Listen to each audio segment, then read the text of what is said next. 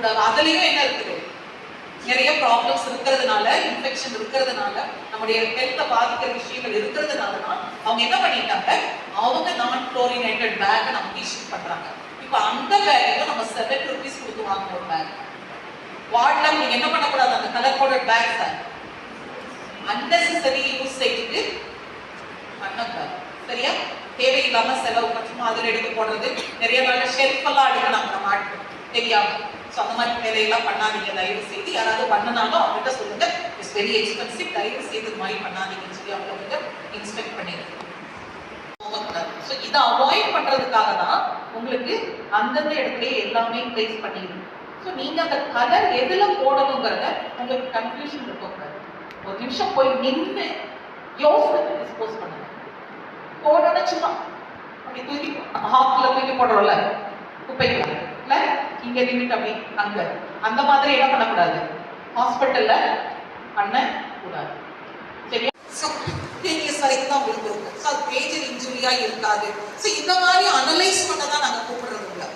உங்களுக்கு எந்த அளவுக்கு இருக்கு, ஐஎம் இன்ஜெக்ஷன் போட்டதா அல்லது ஐவி இன்ஜெக்ஷன் போட்டதா அல்லது ஒரு ஜஸ்ட் ஒரு மீறி உங்களுடைய ஜிஆர்பிஎஸ் பார்த்ததா, அது சம்டைம்ஸ் என்ன இருக்கும், கலெக்ட் பண்ணி எங்கேயோ இர்ரெஸ்பான்சிபிள் பர்சன் என்ன பண்ணிட்டு போயிருப்பாங்க, ஒரு இடத்துல ட்ரெயில போட்டு போயிருப்பாங்க.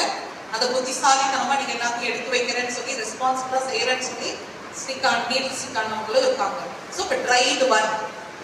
ஸோ அதனால அது வந்து பாதிப்பு என்ன பெருசா இருக்காது.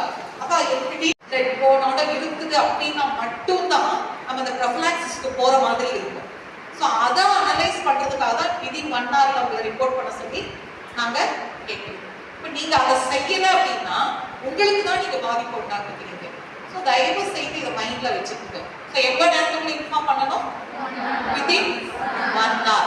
அது டே டைம் இருந்தாலும் சரி, நைட் டைம் இருந்தாலும். நீங்க யாரையும் தேடிட்டு போக கூடாது. Only you have to inform your ward incharge who is available there as a senior. அவங்க கிட்ட மட்டும் இன்ஃபார்ம் பண்ணிட்டு go to casualty or OPD. உங்களுடைய டாக்டர்ஸை போய் பார்க்கணும்.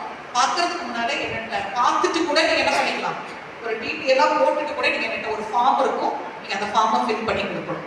பிளஸ் உங்களுடைய வார்டில் இருக்கிற இன்சார்ஜ்க்கு சொல்லி அசஸர்ல போட சொல்லணும். நீடில் ஸ்டிக் இன்ஜுரி அல்லது எனி இன்ஜுரி அதை வந்து உங்களுடைய அசஸர்ல நீங்க போட்டுட்டாதான் நாங்கள் அதை ரூட் காஸ் பண்ண முடியும். ஓகேவா? புரிஞ்சுதா? இது எதனால உங்களுக்கு நீடில் ஸ்டிக் இன்ஜுரியை நாங்கள் இவ்வளோ இன்சஸ்ட் பண்ணிட்டு இருக்கோன்னு கரெக்டாக